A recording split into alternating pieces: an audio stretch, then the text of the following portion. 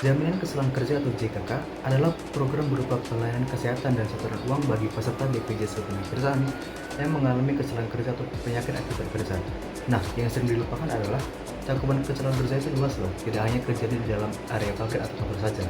Nah, secara garis besar, kecelakaan kerja dalam JKK mencakup yang pertama, kecelakaan di tempat kerja, baik seperti karyawan kantor terpleset di koridor, operator mesin pabrik terjepit mesin, baik tukang bangunan jatuh dari scaffolding. Yang kedua, kecelakaan kerja dalam perjalanan pekerjaan, misalnya dari rumah ke tempat kerja atau sebaliknya.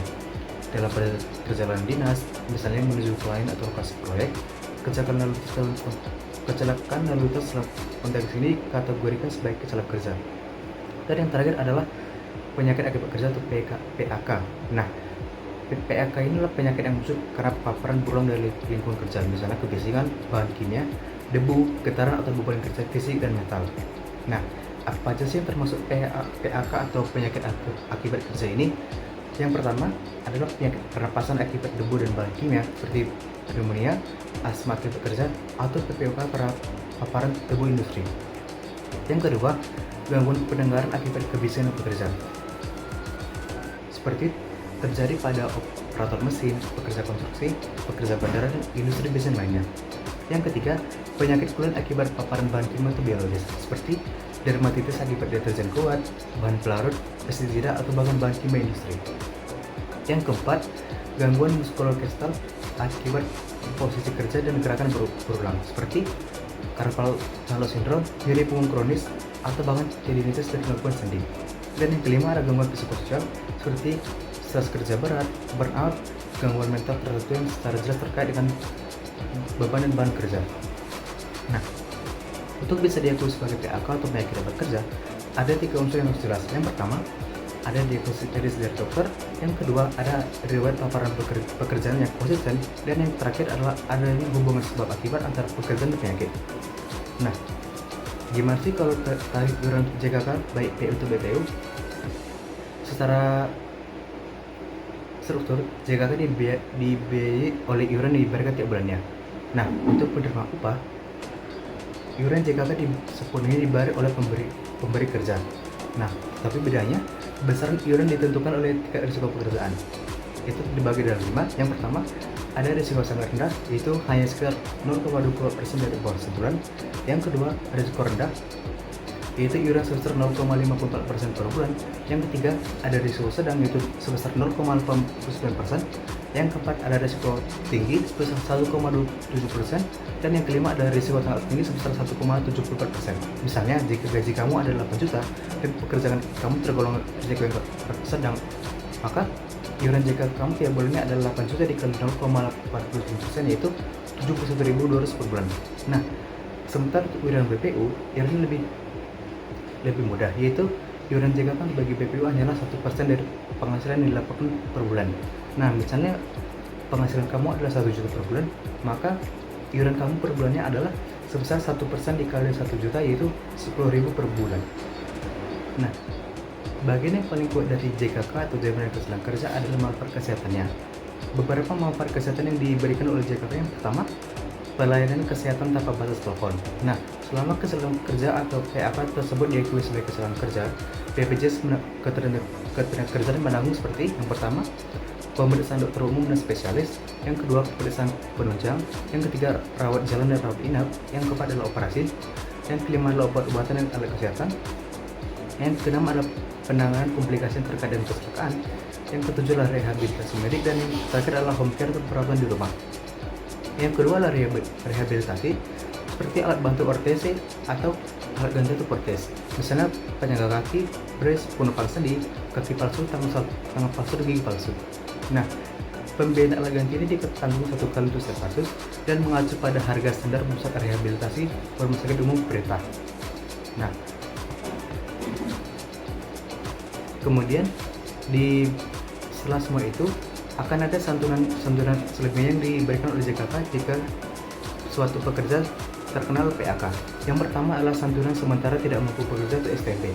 Nah, untuk PU, 12 bulan pertama mereka akan diberikan 100% upah. Sementara bulan ke-13 dan seterusnya 50% upah sampai sembuh atau satu cacat ditetapkan. Nah, sementara Hal yang sama juga untuk BPU, untuk 12 bulan pertama akan diberikan 100% upah yang dilaporkan, dan 6 bulan ketika seterusnya akan diberikan 50% upah yang dilaporkan. Yang kedua adalah santunan cacat. Nah, di santunan cacat ini ada dua kategori. Yang pertama, cara anatomis seperti anggota tubuh hilang.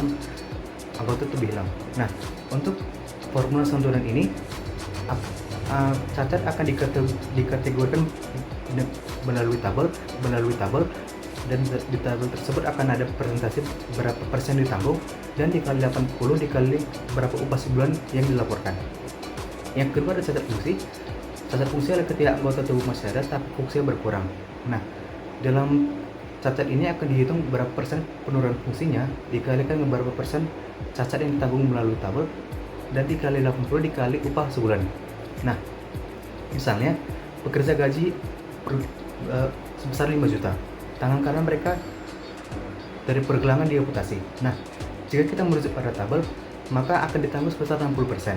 Nah, jadi santunan cacat yang akan diberikan yaitu sebesar 60% dikali 80 dikali 5 juta, yaitu sebesar 240 juta yang akan diberikan secara berkala.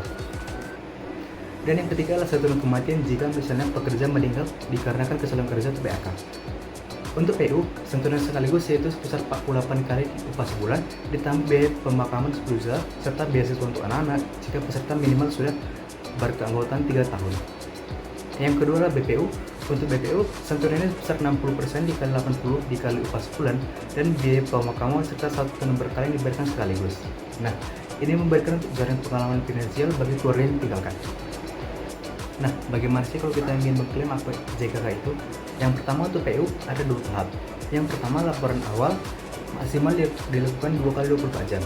Hal ini dilakukan oleh perusahaan ke BPJS atau penyelenggara jaminan kerja. Nah, di tahap ini dibutuhkan seperti KPJ, EKTP, kronologis kejadian kecelakaan, absensi bekerja pada hari kejadian, lembur tanpa klaim tahap 1 atau F3 KK1, surat tugas atau lembur jika di luar jam kerja, dan laporan kepolisian jika PKK adalah kecelakaan lalu lintas. Nah, setelah tahap itu selesai, maka akan dilakukan tahap kedua, itu laporan penyembuhan atau status akhir. Nah, hal ini dilakukan setelah pekerja sembuh atau ditetapkan satu cacat atau meninggal dunia. Nah, dokumen-dokumen yang diperlukan tahap ini yang pertama adalah formulir tahap 2, surat keterangan dokter atau dokter penasihat BPJS, kwitansi biaya pengobatan dan transportasi, kartu peserta dan identitas, dan dokumen pendukung lainnya yang diminta oleh BPJS jika diperlukan. Saat dokumen terus dipenuhi, BPJS kemudian akan melakukan verifikasi dokumen, mengkaji aspek medis, menentukan besaran manfaat yang akan diberikan, dan membayarkan manfaat para pekerja atau ahli waris atau fasilitas kesehatan sesuai jenis manfaat. Nah, untuk hak klaim JKK ini secara hukum kadaluarsa setelah 5 tahun sejak kejadian, bukan 2 kali 24 jam. Nah, untuk BPU, prosedurnya mirip tapi dengan beberapa penyesuaian. Nah, tahap pertama akan dilakukan oleh laporan awal BPU yang dilakukan 2 kali 24 jam. Hal ini dilakukan oleh peserta atau keluarga yang melapor langsung ke BPJS atau penyelenggara jaminan kerja. Dokumen-dokumen yang dibutuhkan seperti kartu peserta BPJS atau KPJ, kedua adalah fotokopi EKTP, yang ketiga adalah kronologi kejadian yang jelas dan terperinci, yang keempat adalah bukti bahwa kejadian terkait aktivitas kerja, seperti misalnya foto di sawah, bukti transaksi, kesaksian saksi, atau surat PRT atau lurah. Yang kelima adalah form K3 atau KK1 BPU, dan yang terakhir adalah laporan polisi jika PAK berpangkat kecelakaan lalu lintas. Nah, karena BPU tidak mempunyai absensi atau HRD, peran bukti lapangan dan pengesahan perangkat desa atau lurah menjadi sangat penting. Nah, setelah semua itu ditentukan, maka masuk ke tahap 2. Nah, di tahap 2, dokumen yang diperlukan mirip seperti yang diperlukan oleh PU. Yang pertama ada form tahap 2, yang kedua adalah surat keterangan dokter atau dokter penasihat, yang ketiga adalah kwitansi pengobatan dan transportasi, dan yang keempat adalah kartu peserta dan identitas. Nah, BPJS selalu memverifikasi dan membayar manfaat sesuai ketentuan BPU.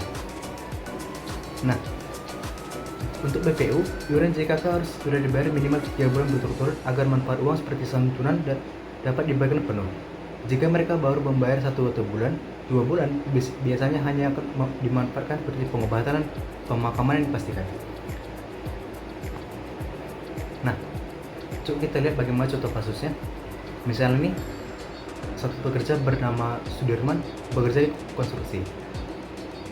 Sudirman jatuh dari scaffolding dan biaya yang disetrika adalah 150 juta dan tidak bisa bekerja 18 bulan karena cacat. Nah, di kasus ini, maka yang ia terima yang pertama adalah biaya pengobatan 150 juta, kemudian adalah santunan sebesar 90 juta, yang ketiga adalah biaya transportasi darat 5 juta, dan terakhir adalah santunan cacat fungsi sebesar 70 juta.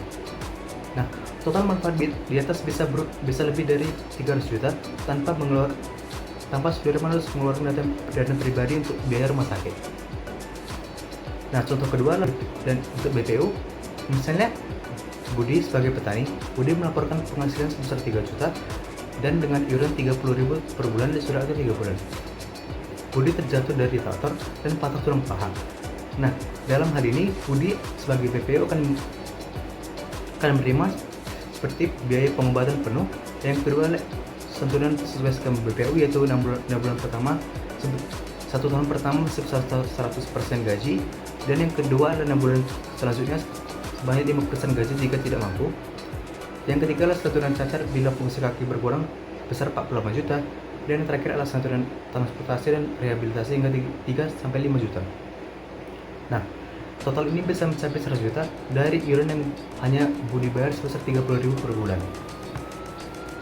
Nah, kecelakaan kerja dan penyakit akibat kerja memang risiko yang tidak bisa dihalangkan sepenuhnya. Tetapi, dengan JKK, risiko itu tidak harus menghancurkan keuangan keluarga Anda. Jaga keselamatan Anda di tempat kerja, gunakan alat pelindung diri, dan pahami hak-hak Anda dalam program jaminan keselamatan kerja. Terima kasih sudah menonton, semoga Anda sehat, selamat, dan terlindungi.